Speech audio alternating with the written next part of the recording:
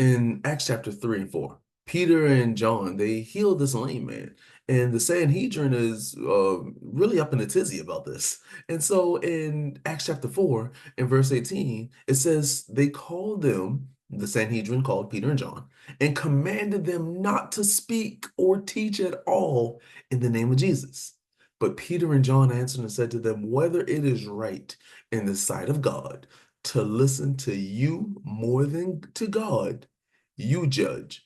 For we cannot but speak the things which we have seen and heard. So when they had further threatened them, they let them go, finding no way of punishing them because of the people, since they all glorified God for what had been done. For the man was over 40 years old in whom this miracle of healing was performed. You see, Peter and John were really breaking the law here with the Sanhedrin. They were the Jewish leaders, the Jewish rulers. They knew the law of God, the Mosaic law, the Old Testament law. It was their spiritual law and their government or political law as Jews. So really, Peter and John were breaking the law by continuing to teach in Jesus' name. But they did it to glorify God. They didn't break the law just to break the law. They did it to glorify God and to serve and love others. Jesus was a perfect example. And time again in the Gospels, when did Jesus heal people? On the Sabbath, which again was breaking the law to them. And the reason why Jesus was doing it was for the glorifying of God.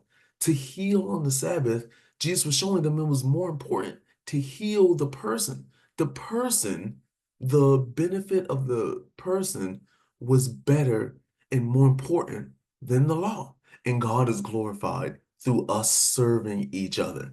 So that's a perfect example of how we can understand serving each other, loving each other that glorifies God, and not just holding to, oh, someone's breaking the law or someone's different from the law. Now, obviously, we need to use a source of discernment and some wisdom within that, but the foundation is there. The foundation is also known from James chapter 2. James chapter 2 in verse 13 says, judgment is without mercy to the one who has shown no mercy. Mercy triumphs over judgment. So showing love and mercy is over more important than just the judgment from the law. And we will be judged without mercy if we don't show any mercy.